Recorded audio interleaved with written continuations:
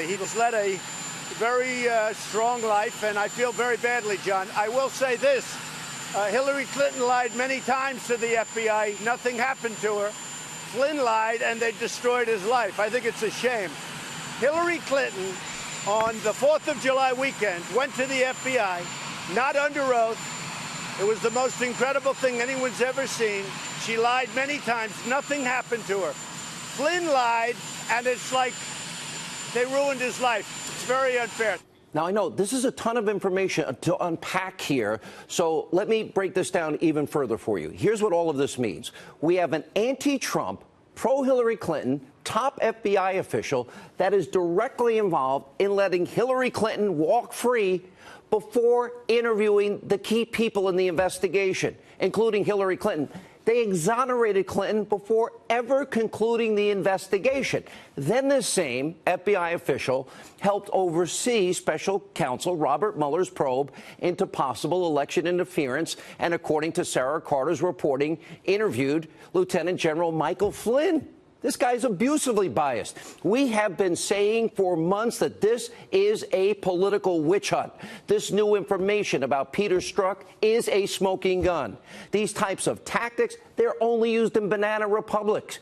Now, House Intelligence Committee Chairman Devin Nunes, he is now threatening to hold the FBI and the DOJ in contempt of Congress for stonewalling about why this guy Strzok was fired back in August. And what all of you need to know, the American people tonight, you need to know this. How deeply was this one guy, Peter Strzok, involved in Mueller's investigation? Because other than Michael Flynn, who else did he interview? Why didn't he put Hillary under oath?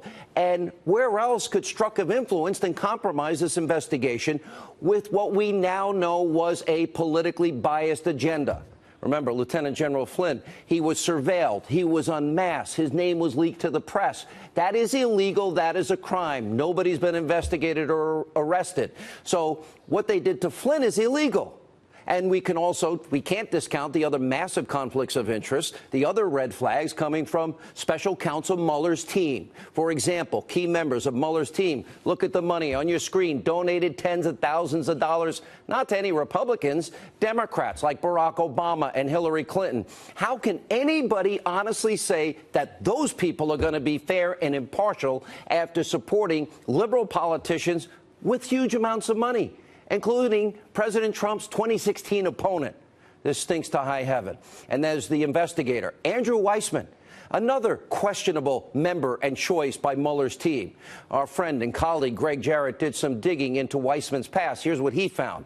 Back during the Enron accounting scandal, Weissman was a hard-charging prosecutor on the task force that brought a controversial obstruction of justice case against the accounting firm Arthur Andersen that eventually put that company out of business. It cost tens of thousands of people their jobs.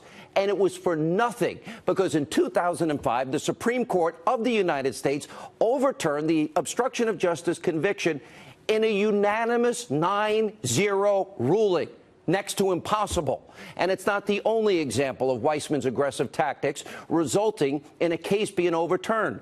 The conviction of a business transaction between Enron and Merrill Lynch, it sent people to jail, was also reversed by the Fifth Circuit Court of Appeals. Critics have also accused Weissman of intimidating witnesses, creating crimes that do not even exist, and in one case in particular, withholding exculpatory evidence that would have helped the defendant. And just like Mueller, Weissman is also tied to the corrupt Uranium One deal and the ensuing cover-up. Now, Weissman ran the DOJ's fraud section during the Russian bribery scheme, and Greg Jarrett actually noticed it was his name and his signature on the bottom of the plea agreement signed by the Russian businessman involved in that case. And we can't forget that Mueller is also, best friends, BFF, with James Comey. A huge, massive conflict of interest and potentially even a violation of law.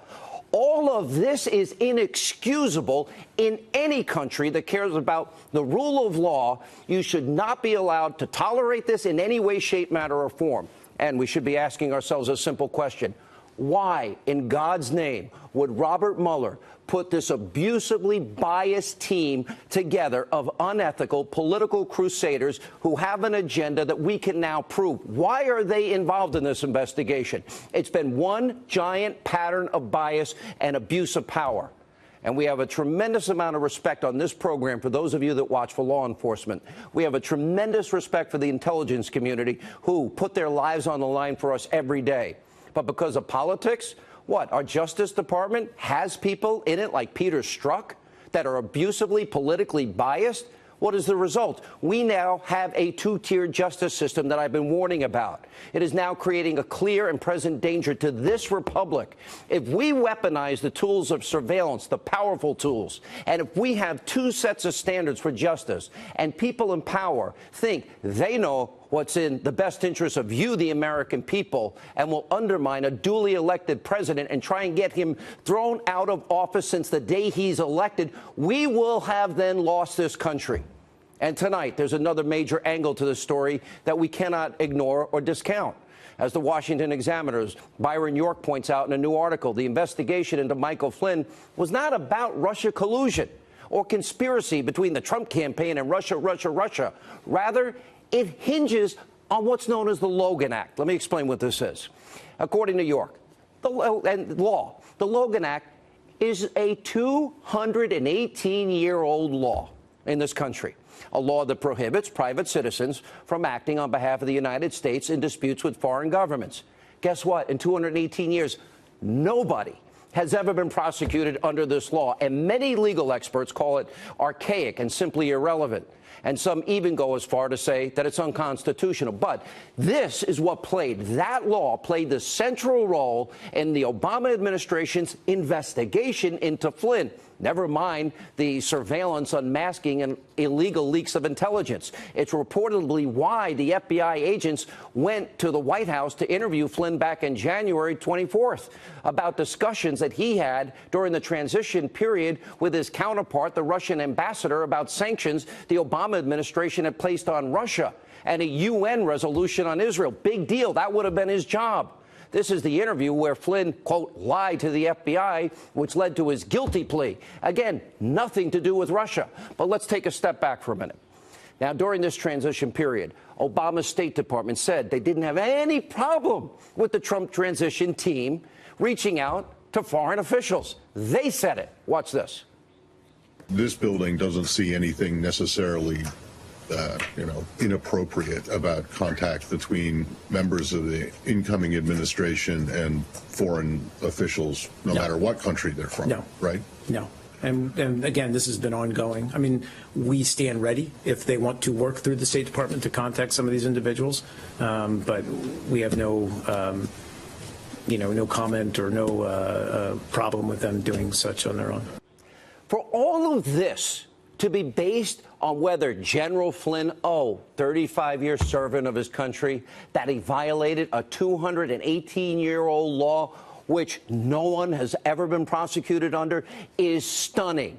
And that's not all. Former federal prosecutor Andy McCarthy is also saying this is now an obstruction of justice investigation, and the ultimate goal is to impeach President Trump. Where did you hear that before? And finally tonight, as we often say on this show, we are not the Destroy Trump media. And if you're watching at home, have no doubts about fake news not being a clear present danger to the Trump administration.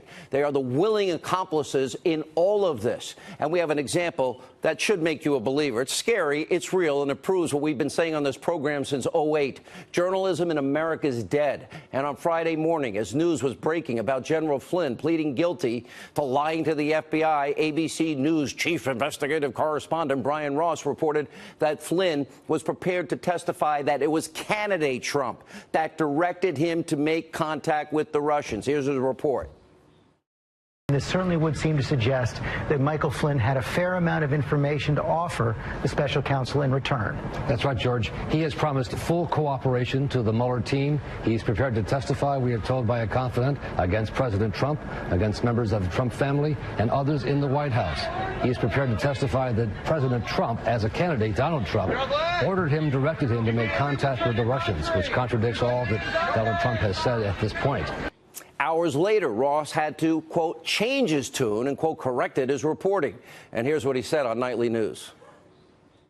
David, a clarification tonight on something one of Flynn's confidants told us, and we reported earlier today. He said the president had asked Flynn to contact Russia during the campaign. He's now clarifying that, saying, according to Flynn, candidate Trump asked him during the campaign to find ways to repair relations with Russia and other hotspots. And then after the election, the president-elect asked him and told him to contact Russia on issues, including working together to fight ISIS. Hello, big difference between candidate Trump and President-elect Trump, asking Flynn to contact his soon-to-be counterparts. And according to the Washington Post on Twitter, Brian Ross initially issued a tweet promoting his fake news report about, quote, well, candidate Trump, which was retweeted 25,000 times before it was ultimately deleted. Now, this erroneous reporting, or let's call it what it is, lie, was being spread over and over again by numerous news outlets all day on Friday before Brian Ross had to walk back the story. And on Saturday, ABC News announced it's suspending Ross for 4 weeks without pay. By the way, little too late. And unfortunately for ABC, this isn't the first time Brian Ross has been accused of peddling fake news. I have a whole history of it. Like, for example, in 2012, when Ross falsely suggested the Colorado mass shooter, James Holmes, he could be tied to the Tea Party. That turned out to be wrong, too.